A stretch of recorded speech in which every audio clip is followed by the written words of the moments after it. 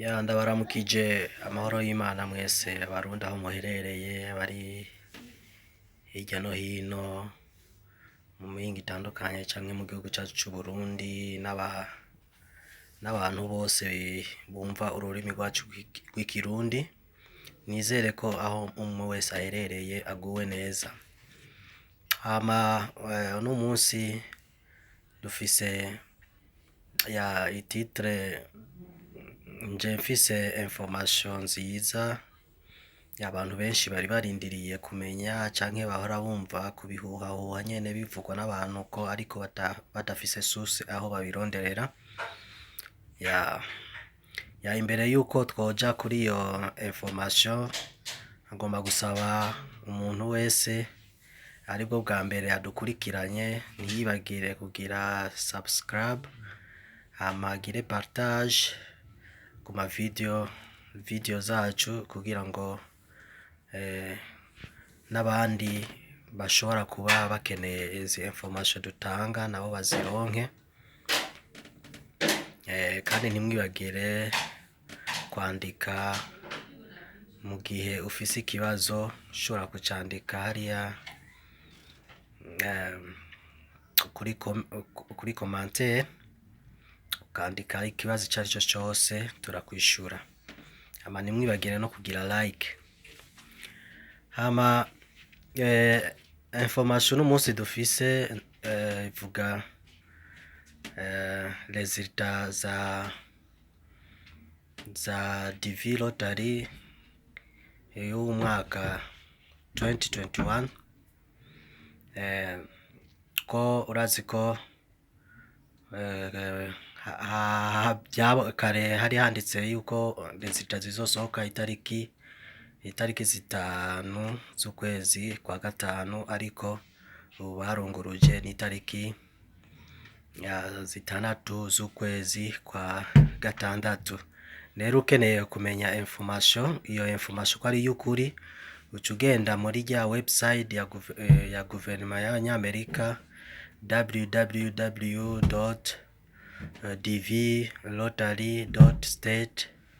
www.dvlottery.state.gov.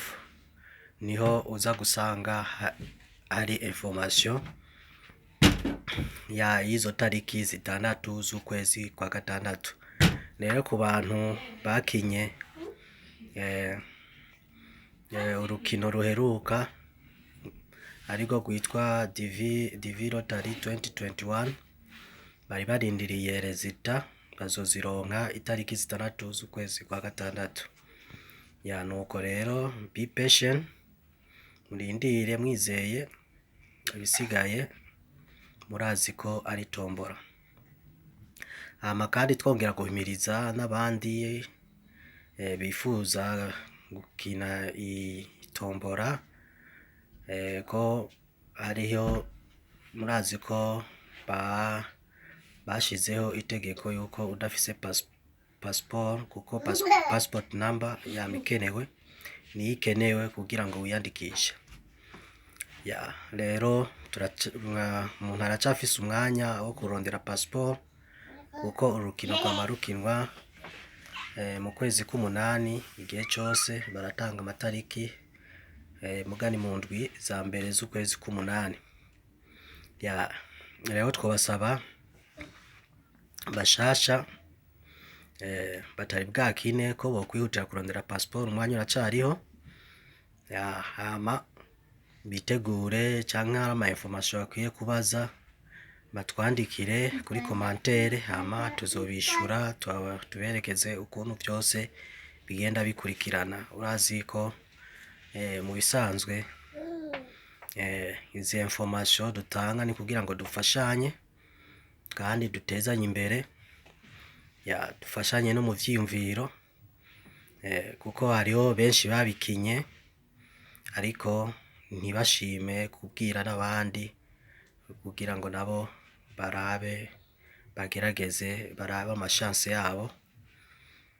Nuko rero ikindi naco nagomba gusa n'uvyaguye ko gatoyi, hariho ihinduka bagize kare twavuga ngo DV Lottery, tombora ya Rona, umva yari nka tombora mugabo ugiye kuri rya website ukagira DV Lottery birakwemerera ko bigira mugabo uravye hejuru uraza kubona ko bahinduye bavuga DV program state DV program DV program.state.gov ya niko vyahindutse.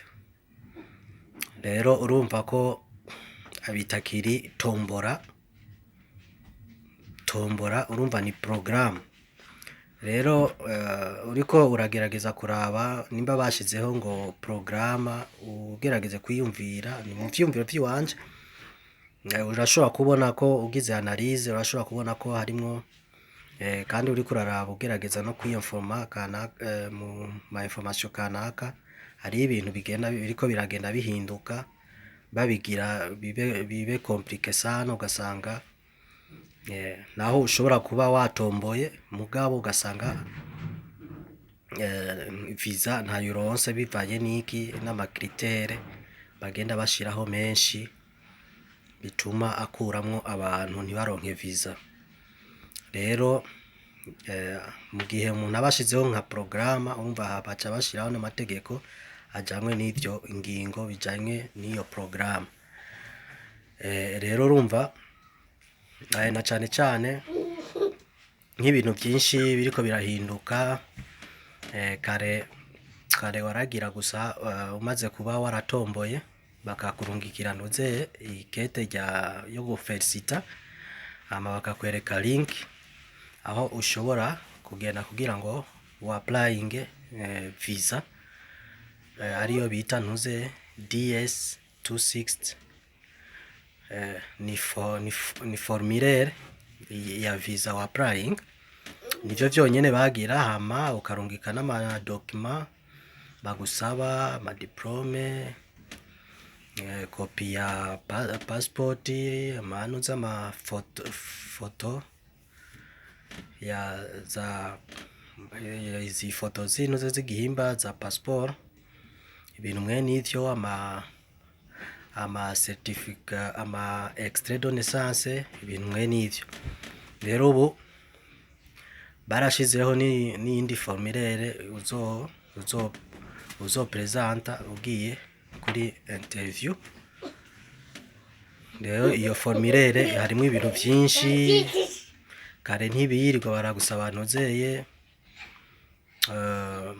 compte bancaire ivyo ntibirirwa barabigusaba canke amahera ngo akazi wahora ukora amahera winjiza ku munsi urumva nivyo bitwa ntuze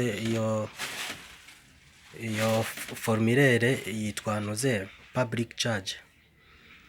Kuko bisiboneka yuko umva badakeneye abantu bagenda muri Amerika ugasanga babaye en charge ya gouvernement nkuko benshi bahora babigira nkuko urazi ko hariya wari wese ushobora kuvuga ati cengiye gusaba ico bita ntuze food stamp kaza wama wagiye kujinja nko ku restaurant cyangwa ugasanga wafashe credit canke assurance ugasanga ni ya leta.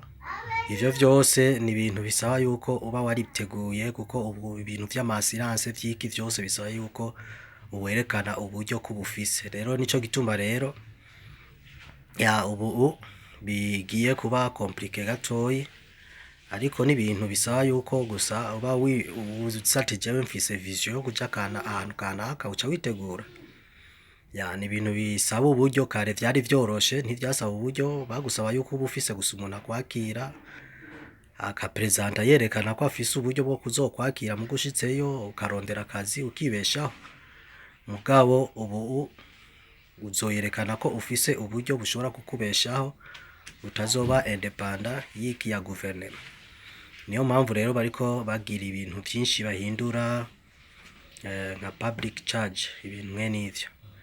Rero mu kubikina bisaba kwiyinforma cyane kugira ngo ntugire mistake na ntoyi mu gihe uba uri kuri applying ko hari abantu benshi bakugwamwo bakiriko barapurayinga gusa ntibabe selekisione bivanye n'iki n'ukuntu amakosa bagiye bashiramwo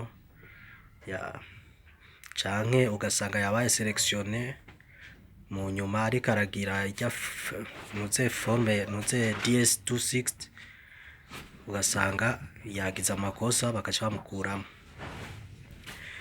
Nuko rero ni porogaramu nziza cyane mu gihe ufise vision yo kuja muri Amerika. Rero twabasaba mu gihe uba ufise ikibazo ntiwibagire kwandika commentaire canke ari private ikibazo ukeneye kumbaza wenyene, inimero yanjye ndashobora kwitanga ama tukavugana ari ikibazo ufise tukirurana.